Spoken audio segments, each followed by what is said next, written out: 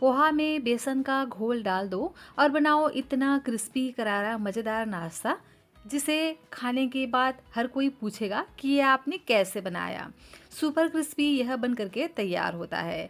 अक्सर क्या होता है ना, जब भी कभी घर में कोई मेहमान आते हैं तो हम उनको मेदू बड़ा परोसते हैं। लेकिन जब हम उड़द दाल की मेदू बड़े बनाते हैं तो उसके लिए पहले से प्रिपेयर करके रखना पड़ता है। कम से कम 2 घंटा पहले अगर आप उसको प्रिपेयर करके रखेंगे तभी जो मेदू बड़ा है उसको आप बना सकोगे। लेकिन आज मैं आपके साथ एक ऐसी रेसिपी शेयर करने जा रही हूँ जो एकदम ही इंस्टेंट है, बिल्कुल मेदू बड़े से भी ज़्यादा ये टेस्टी क्रिस्पी करारा बन करके तैयार होंगे। इसे हम पोहा और बेसन से बना करके तैयार करेंगे। सुन सकते हैं इसकी आवाज़ कि ये कितना क्रिस्पी बन करके तैयार होता है ना। बहुत ही क्रिस्पी सी ये रेसिपी, और साथ ही एक स्पेशल सी चटनी की रेसिपी भी आपके साथ शेयर करूंगी जिसे इस नाश्ते के साथ सर्व करेंगे ना तो इसका टेस्ट आपको और भी ज़्यादा मिलने वाला है। Hello everyone, Ritu real recipes में आपका स्वागत है। फ्रेंड्स, आज मैं आपके साथ शेयर कर रही हूँ पोहा और बेसन से बनने वाली एकदम ही इंस्टेंट मेदू बड़े की रेसिपी। इस तरह से अगर आप बनाएंगे ना तो आपकी जो रेसिपी है एकदम ही परफेक्ट तरीके से बन करके तैयार होगी, और इसको आप थोड़ी देर के बाद भी सर्व करेंगे ना तो भी ये इतना ही क्रिस्पी बन करके तैयार होगा। तो चलिए फ्रेंड्स, इसे बनाना स्टार्ट करते हैं। तो इस रेसिपी को बनाने के लिए मैंने यहाँ पर 1 कटोरी पोहा लिया है, और इसी के साथ ही में यहाँ पर हम यूज़ करेंगे बेसन। लेकिन बेसन की क्वांटिटी को बहुत ही कम रखना है। मैंने यहाँ पर 2 से 3 चम्मच बेसन लिया है। इसकी क्वांटिटी को आप अपने अनुसार रख सकते हैं जितना आपको ज़रूरत लगे। तो सिर्फ या 2 या 3 चम्मच डाल के भी इसको आप बना सकते हो, क्योंकि इसको हम सिर्फ फ्लेवर के लिए डाल रहे हैं। थोड़ा सा अगर हम इसमें बेसन ऐड करेंगे ना तो इसका टेस्ट और भी ज़्यादा बढ़ जाता है। तो चलिए सबसे पहले क्या करेंगे, पोहा को धो लेते हैं, क्योंकि पोहे में ना बहुत सारा डस्ट वगैरह रहता है। तो इसको हम धोने के लिए गर्म पानी का इस्तेमाल करेंगे। खौलता हुआ गर्म पानी हम इसमें ऐड कर देंगे और इसको हम इस तरह से चलाते हुए धो लेंगे।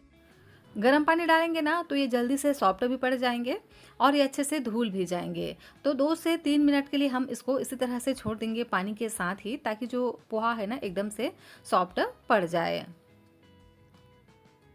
और लीजिए, मैंने इसको 2 मिनट के लिए छोड़ दिया था और देख ही सकते हैं पोहा भी बढ़िया से फूल चुका है और ये अच्छे से धुल भी चुका है। तो सारा पानी हम निकाल देंगे और इसको अभी इसी तरह से हम रख देते हैं ताकि ये और भी बढ़िया से सॉफ्ट हो जाए। तब तक हम इधर दूसरी तैयारी कर लेते हैं। यहाँ मैंने एक उबला हुआ आलू लिया है। आलू को हम बढ़िया से छील लेंगे। इस इंस्टेंट मेदू बड़े को आप चाहें तो सिर्फ आलू और पोहा से ही बना करके तैयार कर सकते हैं, लेकिन थोड़ा सा इसमें आप बेसन ऐड करेंगे ना तो इसका टेस्ट और भी ज़्यादा बढ़ जाएगा। तो लीजिए, आलू को मैंने बढ़िया से छील लिया है। अब हम इसे पोटैटो मैशर से मैश कर लेंगे।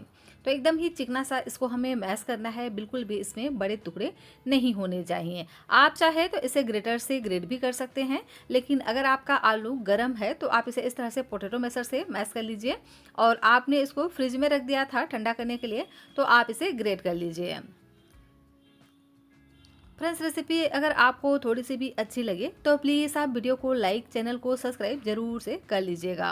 और हाँ, कमेंट करके मुझे ज़रूर से बताइएगा कि यह रेसिपी आपको कैसी लगी। आप इस रेसिपी को एक बार ज़रूर से ट्राई कर देखना, आपको यह रेसिपी बहुत ज़्यादा पसंद आएगा। कई तरह के आपने मेदू बड़े बनाए होंगे, लेकिन इस तरह से पोहा से आपने कभी भी नहीं बनाया होगा। सूजी से, चावल से या फिर उड़द की दाल से तो मेदू बड़े आपने बहुत बनाए होंगे। एक बार पोहा से बना करके देखना, आपको ये बहुत ही ज़्यादा पसंद आएंगे। क्रिस्पी तो इतना बनता है ना कि आप इसे बार बार बनाना चाहेंगे। इसकी आवाज़ सुनकर के पड़ोसी दौड़े आएंगे, इतना ज़्यादा ये क्रिस्पी करारा बन करके तैयार होगा अगर आप इसे इस तरह से बनाएंगे जैसे कि मैं आपके साथ शेयर कर रही हूँ। तो लीजिए, आलू हमने अच्छे से मैश कर लिया है, बिल्कुल भी इसमें बड़े चंक्स नहीं हैं। तो अभी हम इसको साइड में रखेंगे। एक पैन ले लेंगे, इसमें हम डाल देते हैं 1 छोटे चम्मच ऑयल। ऑयल को थोड़ा गर्म होने देंगे, उसके बाद ही इसमें हम बाकी के इंग्रेडिएंट्स ऐड करेंगे। तो यहाँ मैंने डाल दिया है आधा छोटा चम्मच जीरा, और जीरा को हम हल्का सा क्रिकल होने देंगे। उसके बाद यहाँ पर डाल देते हैं प्याज। तो यहाँ मैंने एक मीडियम साइज़ के प्याज को इस तरह से बारीक बारीक ऐड कर दिया है। वैसे आपको इतना बारीक कट करने की ज़रूरत नहीं है, मोटा मोटा कट करके भी ऐड कर सकते हैं। और अब हम इसके साथ ही में ऐड कर देते हैं तीखेपन के लिए 2 हरी मिर्च, आपको जितना पसंद हो आप ऐड कर सकते हैं।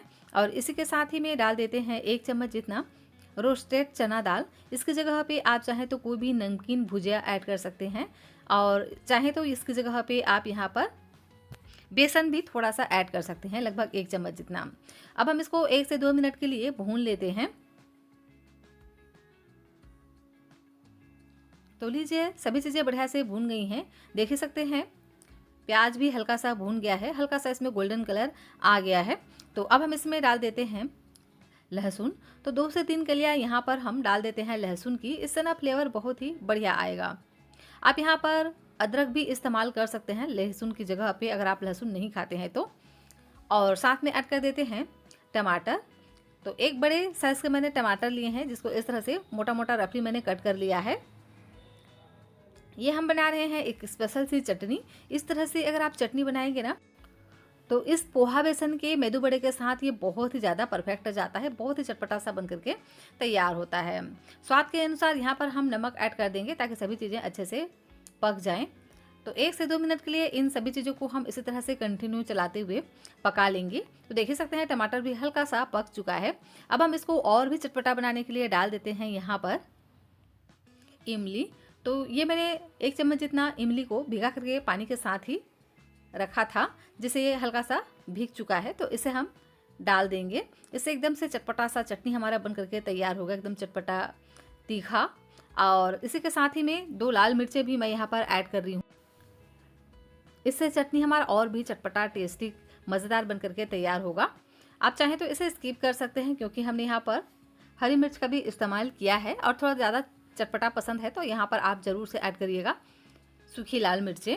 1 से 2 मिनट के लिए सभी चीज़ों को बढ़िया से इसी तरह से चलाते हुए पका लेंगे। तो देख ही सकते हैं टमाटर भी बढ़िया से गल चुका है। तो अभी हम इसको थोड़ा सा ठंडा होने देंगे, और ठंडा होने के बाद ही इसे हम डाल देंगे ग्राइंडर में, ताकि हम इसको बढ़िया से ग्राइंड कर सकें। तो पानी वगैरह इसमें हम नहीं डालेंगे, क्योंकि टमाटर में खुद का पानी होता है ना, तो इसी तरह से हम इसको ग्राइंड कर लेंगे। वैसे आपको ज़रूरत लगे तो आप इसमें डाल भी सकते हैं, लेकिन ये इसी तरह से भी अच्छे से ग्राइंड हो जाएंगे।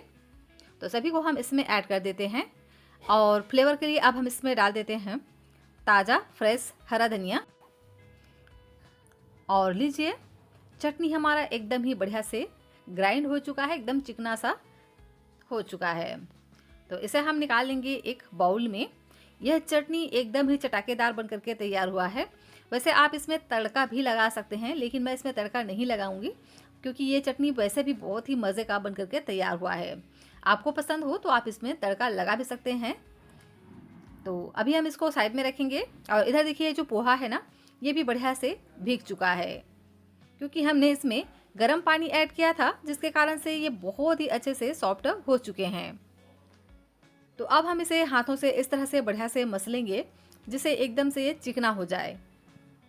आप इसे ग्राइंडर में डाल करके ग्राइंड भी कर सकते हैं, या आप इसे पोटैटो मैशर से मैश भी कर सकते हैं, लेकिन हाथों से ये बहुत ही ईजिली इस तरह से मैश हो जाते हैं, और एकदम चिकना डो की तरह ये बन करके तैयार हो जाता है। देख ही सकते हैं ना किस तरह से ये चिकना सा तैयार हो गया है। बहुत ही बढ़िया से इसमें बाइंडिंग भी आने लगी है। तो पानी वगैरह एक्स्ट्रा हम इसमें नहीं डालेंगे, क्योंकि हमने इसको सोख करके रखा था ना पानी में, तो उसी से ही बढ़िया से सोख हो गए हैं। आपको ज़रूरत लगे तो यहाँ पर आप सिर्फ 1 से 1.5 चम्मच यहाँ आप पानी ऐड कीजिएगा, और इस तरह से अच्छे से मसल कर चिकना कर लीजिएगा। उसके बाद इसमें हम ऐड कर देते हैं कुछ मसाले।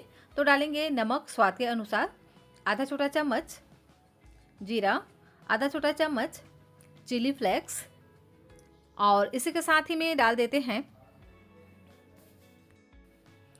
हरी मिर्च। तो इस तरह से बारीक बारीक कट करके हम ऐड कर देंगे।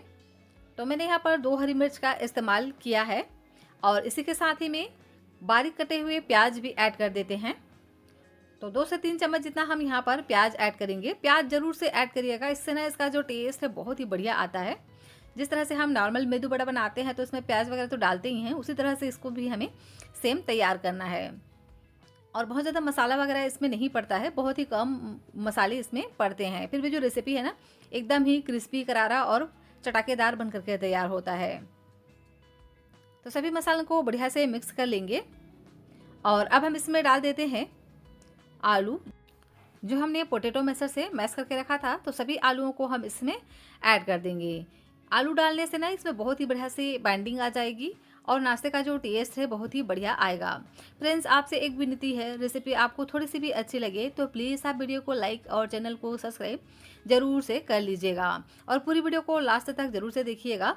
आप अगर इसको स्किप कर करके देखेंगे तो रेसिपी का जो पार्ट है आपसे मिस हो जाएगा और आपकी रेसिपी एकदम परफेक्ट तरीके से नहीं बन पाएगा। तो आलू को बढ़िया से इसमें मिक्स करेंगे और अब हम इसमें डाल देते हैं बेसन। तो 2 से 3 चम्मच यहाँ पर हम बेसन ऐड कर देंगे और इसी के साथ ही में नाश्ते को और भी ज़्यादा खस्ता क्रिस्पी बनाने के लिए यहाँ पर ऑयल डालेंगे। तो ऑयल ज़रूर से ऐड करिएगा, लगभग 1 चम्मच। इससे बहुत ही बढ़िया सा नाश्ता हमारा बन करके तैयार होगा, अंदर से भी एकदम क्रिस्पी बनता है। और साथ ही ऐड करेंगे बारीक कटा हुआ हरा धनिया। सभी चीज़ों को बढ़िया से मिक्स कर लेंगे और अब हम इसमें ऐड करेंगे चावल का आटा। तो यहाँ मैंने 1 चम्मच चावल का आटा इस्तेमाल किया है। इससे नाश्ता और भी ज़्यादा क्रिस्पी बन करके तैयार होगा। चावल के आटे की जगह पे यहाँ पर आप सूजी का भी इस्तेमाल कर सकते हैं, लेकिन अगर आप चाहें तो इसे स्किप करेंगे ना तो भी ये बहुत ज़्यादा क्रिस्पी बन जाएंगे, क्योंकि ये पोहे से बन रहा है। लेकिन आप इसमें थोड़ा सा ऐड करेंगे तो क्रिस्पी बनेगा। और अब हम इन सभी चीज़ों को मिक्स कर लेंगे बढ़िया से और बिल्कुल डो की तरह हम इसको बना करके तैयार करेंगे। तो पानी वगैरह नहीं डालना है, इसी तरह से हम इसको तैयार करेंगे। आलू में भी खुद का मॉइस्चर होता है और पोहे को हमने पहले ही भिगा करके रखा था, तो उसी से ही ये अच्छे से इस तरह से डो की तरह बन करके तैयार हो गया है, देख ही सकते हैं। तो हाथों को अच्छे से हम वॉश कर लेंगे और लगा लेंगे थोड़ा सा हाथों में ऑयल। अब हम लेंगे इसका एक छोटा सा पोर्शन और इसका इस तरह से बनाएंगे शेप। तो जिस तरह से हम मेदू बड़ा बनाते हैं ना, उसी तरह से सेम इसको हमें बना करके तैयार करना है। तो यहाँ मैंने नींबू के डबल साइज का पोर्शन लिया है और इसको हम इस तरह से पहले नॉर्मल बड़े की तरह ही हम इसको बना करके तैयार करेंगे और इसको हम इस तरह से फिंगर की मदद से होल कर देंगे। तो बहुत ही आसानी से ये हो जाता है, देख ही सकते हैं, कोई भी परेशानी नहीं होती और इस तरह से डोनट की तरह ये बन करके तैयार हो जाता है। तो इस तरह से हाथों से दबाते हुए पहले हम इसको टिक्की की तरह बना करके तैयार करेंगे। उसके बाद इस तरह से फिंगर से इसमें हम होल कर देंगे। तो देख ही सकते हैं, बहुत ही आसानी से ये हो जाता है। अगर आपको ये थोड़ा स्टिकी लगे तो आप यहाँ पर फिंगर पर थोड़ा सा ऑयल लगा लीजिएगा या थोड़ा सा यहाँ पर आप पानी भी ऐड कर सकते हैं। तो ये बहुत ही आसानी से इस तरह से तैयार हो जाते हैं।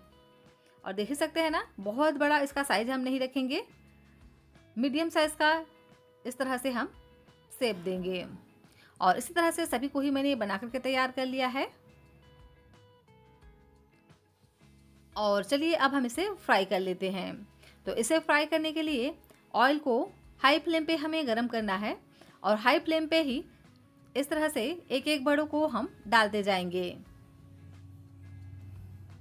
तो अभी मैंने एक पीस ऐड कर लिया था और अब हम इसी तरह से एक एक करके सभी को ऐड कर देंगे। तो जितना आएगा उतना हम डाल देंगे। तो मैंने अभी सभी को ही एक बारी में ऐड कर दिया है और अब हम इसको हाई फ्लेम पे 2 से 3 मिनट के लिए फ्राई करेंगे। गैस की फ्लेम को हाई ही रखना है, इस बात का ध्यान रखिएगा। अगर आपने इसको लो फ्लेम पे फ्राई किया तो ये ऑयल को ऑब्जर्व कर लेंगे और नाश्ता एकदम ऑयली हो जाएगा। तो इसीलिए हाई फ्लेम पे ही इसको हमें फ्राई करना है। तो 2 से 3 मिनट के लिए इसको हम हाई फ्लेम पे पहले पकने देंगे। जब ये हल्का सा पक जाएंगे तो तले को अपने आप ही छोड़ने लग जाते हैं, देखिए इस तरह से। और इसके बाद इसके जो साइड हैं उसको हम चेंज कर देंगे और इसी तरह से नीचे से भी इसको हम बढ़िया से पकने देंगे और अलटते पलटते हुए गोल्डन कलर आने तक, बढ़िया से क्रिस्पी होने तक इसको हम फ्राई कर लेंगे। तो फ्रेंड्स, मैं इस रेसिपी को डीप फ्राई कर रही हूँ, आप भी इसे डीप फ्राई ही कीजिएगा। डीप फ्राई करेंगे ना तो इसका टेस्ट और भी ज़्यादा बढ़िया आता है। और देख ही सकते हैं, बहुत ही बढ़िया से इसमें कलर आ चुका है। तो टोटल इसको फ्राई करने में 4 से 5 मिनट का समय लगा है और ये अच्छे से गोल्डन क्रिस्पी कलर हो चुका है। देखने से ही आपको पता चल रहा होगा कि ये कितना क्रिस्पी करारा बन करके तैयार हुआ है। उड़द दाल के मेदू बड़े अगर आप बनाते हो तो लगभग 2 से 3 घंटा उसको लग ही जाता है। लेकिन इस तरह से पोहा और बेसन से बनाएंगे ना, तो 15 से 20 मिनट में आप इस रेसिपी को बना सकते हो। और इस तरह से अगर आप गर्म पानी डाल करके इसको बनाएंगे तो लंबे समय तक ये इसी तरह से क्रिस्पी बने रहेंगे और बिल्कुल भी ये आपको हार्ड नहीं लगेंगे और बहुत ही अच्छे से ये बन करके तैयार हो जाते हैं। तो लीजिए, सभी को मैंने इसी तरह से फ्राई कर लिया है और देख ही सकते हैं कि कितना क्रिस्पी करारा नाश्ता हमारा बन करके तैयार हुआ है। ये जितना क्रिस्पी है ना, सच में ये खाने में बहुत ज़्यादा टेस्टी होता है। आप खुद भी यकीन नहीं करेंगे जब आप इसको बनाएंगे ना, इतना परफेक्ट रिजल्ट आपको मिलने वाला है। तो ज़रूर से इस रेसिपी को आप ट्राई कर सकते हैं। अगर आप ट्राई करेंगे ना तो घर के बच्चे बड़े सभी को ही बहुत ज़्यादा पसंद आने वाला है। इस रेसिपी को आप अपने मनपसंद किसी भी चटनी के साथ सर्व कीजिए, आपको ये बहुत बहुत बहुत ज़्यादा पसंद आएगा। ये एकदम ही इंस्टेंट रेसिपी है। तो पोहा से तो आपने कई तरह के नाश्ते बनाए होंगे, इस तरह से एक बार आप पोहा और बेसन की रेसिपी ज़रूर से बना करके देखिएगा। आप इसे सिर्फ पोहा और आलू से भी बनाएंगे ना तो भी ये बहुत ज़्यादा टेस्टी बनते हैं और खाने में बहुत ज़्यादा मज़ेदार तो होते ही हैं, साथ ही बनाने में भी बहुत ज़्यादा आसान होता है। तो देख ही सकते हैं कि ये कितना क्रिस्पी करारा बन करके तैयार हुआ है। और अगर आप इसे इस चटनी के साथ सर्व करेंगे ना तो इसका टेस्ट आपको और भी ज़्यादा औसम मिलने वाला है। तो फ्रेंड्स, रेसिपी पसंद आए तो वीडियो को लाइक, चैनल को सब्सक्राइब जरूर से कर दीजिएगा और कमेंट करके मुझे बताइएगा कि आपको रेसिपी कैसी लगी।